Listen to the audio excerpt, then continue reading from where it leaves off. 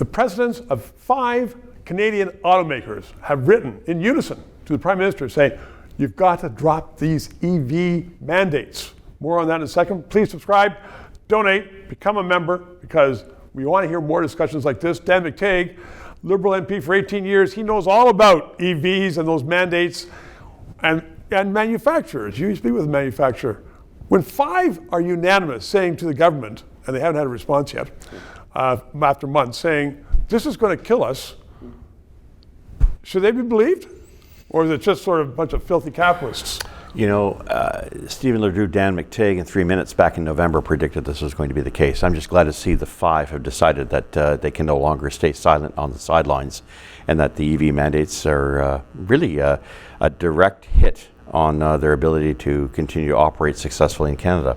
And that means not just selling it, but manufacturing it as well. Yeah, well, let's just be clear then, because they aren't saying we don't want to manufacture EVs, because there are a lot of EVs out there that people can buy if they want it. Yeah. They're saying don't force people because they won't, and then our regular cars we can't build. Yeah, the government's saying you have to drive this number of cars by 2026. If 1 in 5 cars on your car lot are not sold as EVs, you can't either sell the other 4 out of 5, or you have to buy carbon credits, or you get a $20,000 per unit penalty.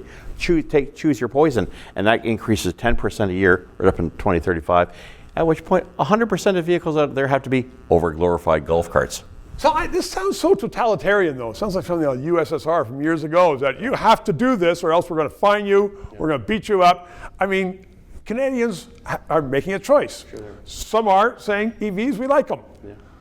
And then you have people writing for the Globe and Mail saying, oh no, you've got to force people to buy them. Yeah, force them, and you can't even provide the subsidies to buy them because they're as popular as, as a fox at a chicken convention. Yeah. Frankly, what we're seeing here is a fine example of you can't force people to buy these things. They don't want them. They're inefficient. They're costly. They're extraordinarily costly on the infrastructure, and they're even costly on people who never drive vehicles, and because of the infrastructure that has to be that support these things.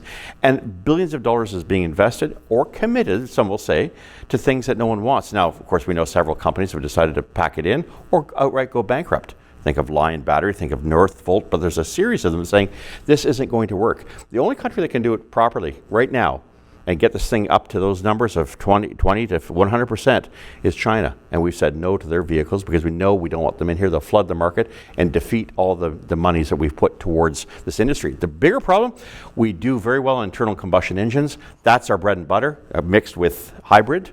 And we've decided that we're going to throw that out. That doesn't mean anything anymore.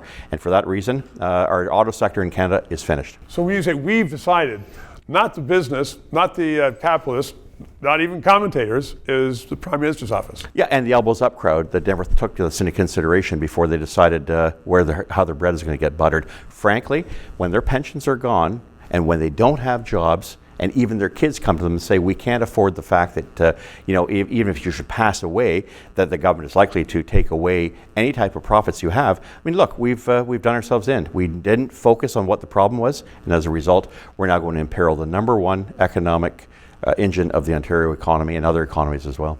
We could be done in. Thanks very much, Dan. 3 minutes. To those of you who have subscribed and donated, a heartfelt thank you. You're keeping us on the air. If you're watching and you haven't, please try to do so, because 4 years ago we started this show because there needed to be independent analysis. Now more than ever, with the Online Harms Act, once that gets into law, it's been passed once by the House, there are going to be hundreds of bureaucrats censoring the news in Canada, censoring this show. We need to keep it on the air. Thanks for your support.